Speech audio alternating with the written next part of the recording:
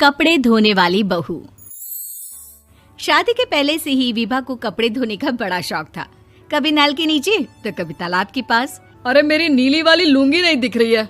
विभा की अम्मा, कहाँ रखी है लुंगी? अरे वो तो विभा ने परसों ही धोकर रखी थी आपकी अलमारी में, देखो वहीं होगी।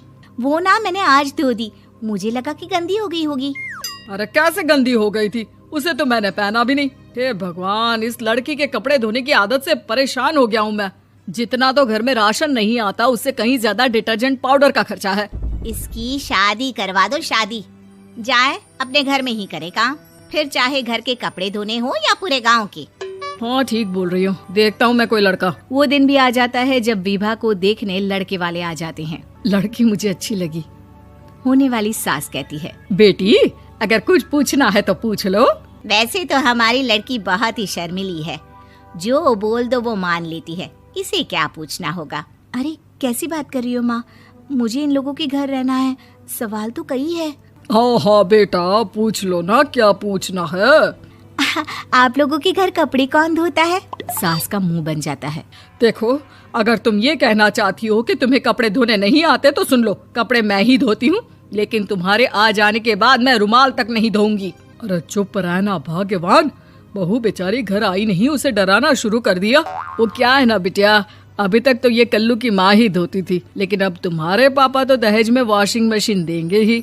तभी विभा की माँ बोल पड़ती है, सवाल भी पूछा तो क्या। वैसे भाई साहब, मशीन की तो फिर भी कपड़े धोने की कैपेसिटी होती है। मतलब जो बिटिया दे रहे हैं ना विभा, इसे कपड़े धोने का बहुत शौक है। ये आप लोगों के क्या, आस पड़ोस गांव मोहल्ले सबके कपड़े धो दे और उफ तक ना करे। बाहर देखा नहीं आपने कितने कपड़े सूख रहे हैं? सब हमारी बिटिया ने ही तो धोए हैं। बस भी करो ना माँ, शर्म आ रही इतनी तारीफ सुनकर। और तो और एक दाग निकाल कर दिखाओ तो मान जाओ। हाँ अच्छा, माफ करना बेटा, मैंने गलत समझा। हमें तो रिश्ता बहुत पसंद है। और ऐसे जुड़ जाता है रिश्ता कपड़े धोने का शौक रखने वाली विभा का। उसकी शादी हो जाती है कोयला फैक्ट्री में काम करने वाले कल्लू के साथ। शादी के बाद अचानक विभा चिल्लाती हुई सास के पास आती है। सासू माँ, अरे सासू माँ कहाँ है आप? ये तो धोखा है, धोखा दिया आप लोगों ने मुझे। इसे ससुर के चक्कर के बारे में पता चल गया। अरे तो उसमें तुझे क्यों धोखा मिला है? अरे नल में पानी नहीं आता, कपड़े कैसे कब धुलेंगे? अच्छा, तू पानी नहीं आ रहा उसकी बात कर रही है। तो आपने क्या सोचा? कुछ नहीं।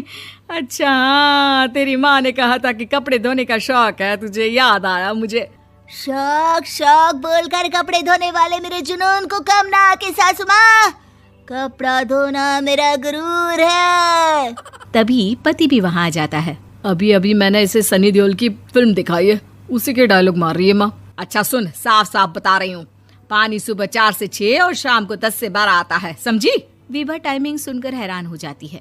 ये क्या भूतों का मोहल्ला है? सुबह 4 बजे उठकर कौन कपड़े धोता है? 4 बजे टंकी में पानी जाता है, फिर सारा दिन धोना ना, किसने मना किया? अरे कैसी बात कर रही हैं? 200 लीटर की टंकी में कितने कपड़े धो लूंगी मैं? सुबह ही उठ जाऊंगी मैं। अब क्या था, विभा सुबह 4 से लेकर रात के 12 बजे तक कपड़े ही धोती रहती। एक रोज सास पड़ोस से निकलकर कहीं जा रही होती है कि साथ वाली कहती है, हाँ कल्लू की माँ, जरा ये बताओ कि 2 साड़ी है, 2 ब्लाउज और एक पेटीकोट और एक नाड़े वाला लंबा कच्छा। हाँ तो? अरे तो क्या, कितना लोगी धुलाई ये बताओ। धोबन दिख रहे हैं हम क्या? हमारे पति सरकारी नौकरी से अभी रिटायर हुए हैं और बेटा सुपरवाइजर है कोयला फैक्ट्री में। धोबन समझ रखा है हमें?